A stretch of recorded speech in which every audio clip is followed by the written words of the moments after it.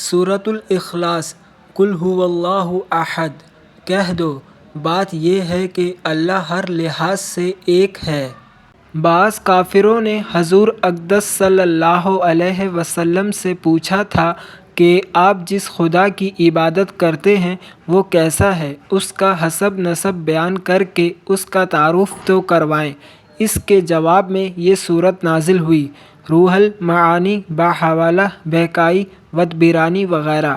یہ قرآن کریم کے لفظ احد کا ترجمہ کرنے کی کوشش کی گئی۔ صرف ایک کا لفظ اس کے پورے معنی ظاہر نہیں کرتا۔ ہر لحاظ سے ایک ہونے کا مطلب یہ ہے کہ اس کی ذات اس طرح ایک ہے کہ اس کے نہ اجزا ہے نہ حصے ہیں، اور نہ اس کی صفات کسی اور میں پائی جاتی ہے۔ وہ اپنی ذات میں بھی ایک ہے اور اپنی صفات میں بھی۔ اللہ الصمد، اللہ ہی ایسا ہے کہ سب اس کے محتاج ہیں، وہ کسی کا محتاج نہیں۔ یہ قرآن کریم کے لفظ صمد کا ترجمہ کیا گیا ہے۔ اس لفظ کا مفہوم بھی اردو کے کسی ایک لفظ سے ادا نہیں ہو سکتا۔ عربی میں صمد اس کو کہتے ہیں جس سے سب لوگ اپنی مشکلات میں مدد لینے کے لیے رجوع کرتے ہوں اور سب اس کے محتاج ہوں اور وہ خود کسی کا محتاج نہ ہو۔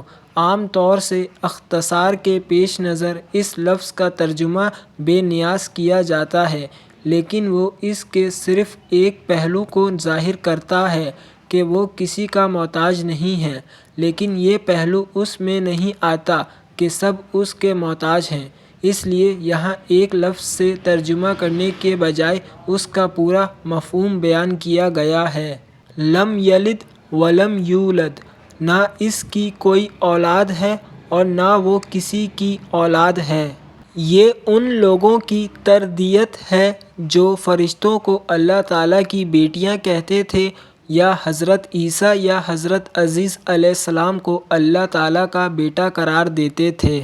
وَلَمْ يَكُنْ لَهُ كُفُوًا أَحَدٌ، اور اس کے جوڑ کا کوئی بھی نہیں، یعنی کوئی نہیں ہے جو کسی معاملے میں اس کی برابری یا ہمسری کر سکے۔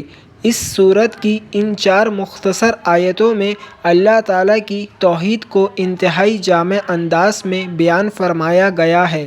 پہلی آیت میں ان کی تردیت ہے جو ایک سے زیادہ خداؤں کے قائل ہیں۔ دوسری آیت میں ان کی تردیت ہے جو اللہ تعالیٰ کو ماننے کے باوجود کسی اور کو اپنا مشکل کشا، کارساز یا حاجت روا قرار دیتے ہیں۔ تیسری آیت میں ان کی تردیت ہے جو اللہ تعالیٰ کے لیے اولاد مانتے ہیں، اور چوتھی آیت میں ان لوگوں کا رد کیا گیا ہے جو اللہ تعالیٰ کی کسی بھی صفت میں کسی اور کی برابری کے قائل ہیں۔ مثلاً بعض مجوسیوں کا کہنا یہ تھا کہ روشنی کا خالق کوئی اور ہے اور اندھیرے کا خالق کوئی اور، یا بھلائی پیدا کرنے والا اور ہے اور برائی پیدا کرنے والا کوئی اور۔ اس طرح اس مختصر سورت نے شرک کی تمام صورتوں کو باطل قرار دے کر خالص توحید ثابت کی ہے۔